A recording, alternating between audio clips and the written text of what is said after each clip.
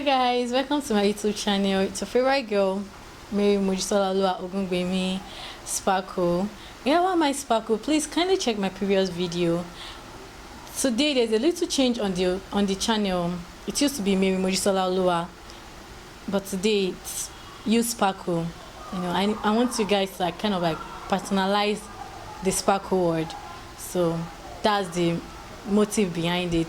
So on today's show, like I said in my previous video, there's going to be somebody, I'll be coming with core members, people that have experiences about university, useful stuffs and all that. So on today's video, I am here with an abled man, a core member, somebody you would, oh God, that I know that is capable of doing this.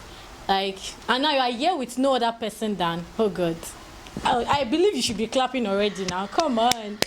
We are here with Abraham Ajibodu, aka Father of All Nations. So meet our guest for today, Corper, or let's call him Corper, Abraham Ajibodu, aka Father of All Nations. So let's meet you, sir. My name is Abraham Ajibodu, aka Fuan, like she said. I'm a graduate of Federal University of Agriculture, Abeokuta. That's for now. Wow. Yes. I'm currently serving, as you can see. Yeah. And I'm serving at Osun State. Yes, someone had to come all the way for. Yeah. Thank you very much, sir. So, so let's know what you do presently, sir. All right. So presently, like I said, I'm a corper. Well, aside being a corper, I am into production. Wow. Anything you want us to know about you again? Any particular thing that you feel like, oh, we need to know? I love music. Wow. General music. I think I know that. Okay, so let's go to the whole matter of today. Why we are here? Let's you would wonder why I actually really brought him. I brought him because I know that he's capable of this, because I know that I've met him. In fact, and he has been a great impact, directly and indirectly. You wouldn't even know. I'm saying it don't. I know you're surprised, but I've kind of met him, and I know that yes, he would. He has something that I want the world to hear. I want the world to know about. So that's why I actually brought him here today.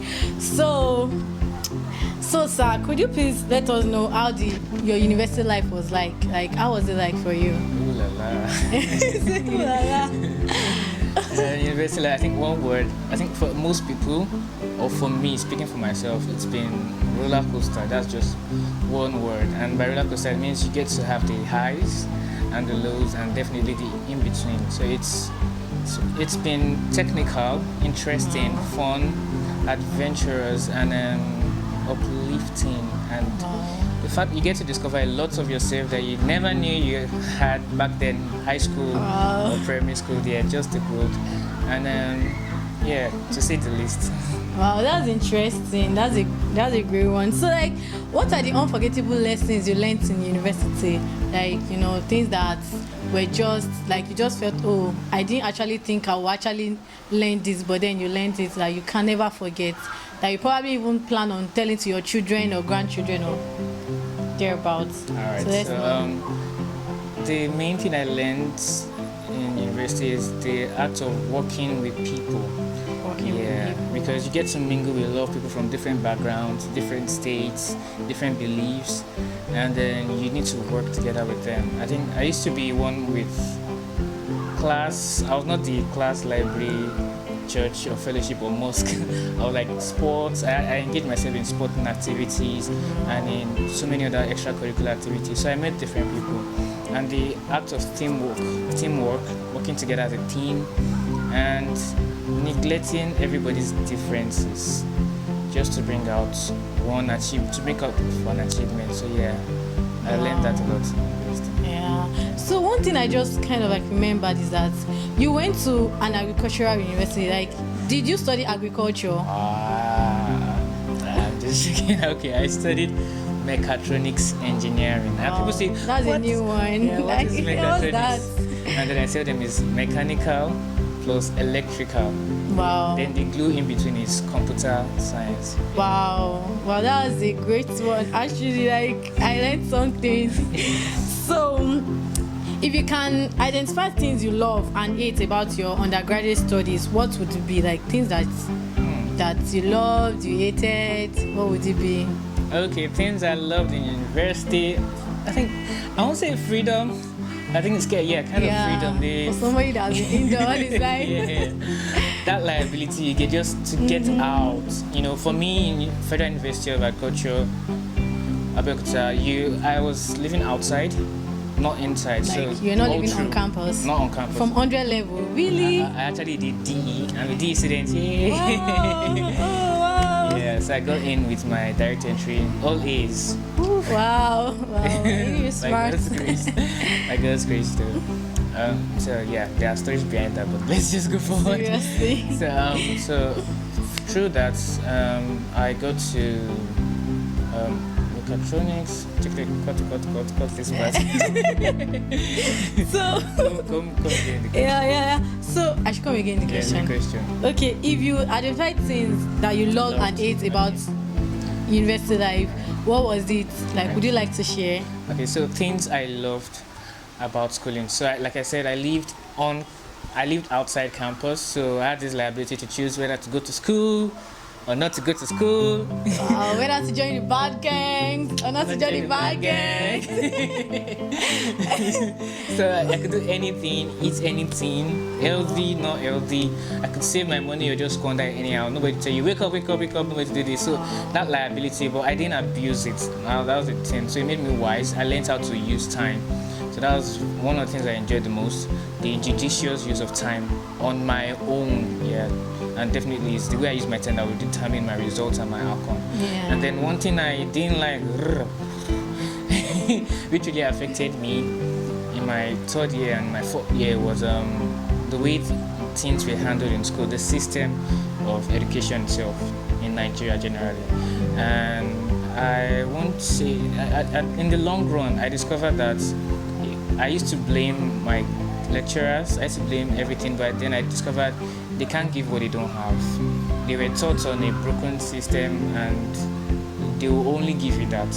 So you don't blame your lecturers for not doing this, for doing that, for behaving this way. Some of them are even revenging on the way their lecturers behaved towards them years before. So so that was one of the things I didn't like some adding lecturers saying you won't get this course or you won't get this mark because it belongs to me. A is for God, B is for me, C is for you, and exactly. So those are things I detested. Okay, talking about that, I went to a boarding secondary school. Like I had my whole life in like my JS1 to SS3, that's year 1 to year 6. I had in a boarding school, and then this bully of a thing, like these seniors are very cool people, they are very nice people, but then they just tend to be wicked. Why? Because their seniors were wicked to them, so they felt like they should pass the aggression on us and all that. And talking about you can't give what you don't have, also I actually totally get it, because most of lecturers and teachers like were taught in like a broken system, like it's rightly said, but here we are today. And talking about also like this, like the thing about the thing you like, that you had to like wake up yourself and all that. I think that's one thing I learned in boarding school. Like there was timing, like when you are used to waking up every day the same time, like without the bell or the siren, you would wake up yourself. So I think that for me, I've not been to university, but then I think for me it won't be a problem. I don't know. So another thing is, what are your experience as an undergraduate, especially those unknown to high school students? Like most high school students be like, oh, when I get to the university, I'm going to be doing this, I'm going to be doing that, I have this in mind, and all that. Like university is going to be this and that. Like, what was your experience that without them being there, they will not understand? Somebody like me, like without me getting there, how am I going to know things that? Okay. All right. So I was in the engineering science side, so much didn't really happen, but like I said, I mingle with a lot of people from different departments. So in school, if you're coming from high school freshly, you think, okay, you do this, there'll be freedom. I think one of the things is the way you dress. Yeah, so some people think, I can dress anyhow. Then you get your bum shorts, you get for the guys swagging and sagging and crop top ready, and face caps, and so many things. You just want to like switch it up and spice things a little bit fashion wise. And then for lifestyle, you want to live above what you look like at home. You don't want to, like when they see you in the school, it's different from when they see you at home. And then you want to be more engaging and socialize the more. Some of you think it's going to be party all weekend. You come and meet school work there. It's not true. It's not. You face a lot of things. Sometimes you have so many assignments, cumbersome. Your mind is just at delivering the assignment and getting things done. And then, well, it's quite fun actually, but don't get your expectations too high. And at the same time, never bring it low. Okay, just keep a neutral mind. Yeah. Okay, so keep a neutral mind when you are going to school. And I think one more thing I want to that is if you're in private school, expect more restrictions. Than being said public or state university or federal university. Yeah. Oh wow.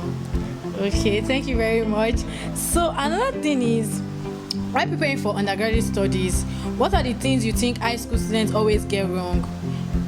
Like, what do we always get wrong when we are preparing?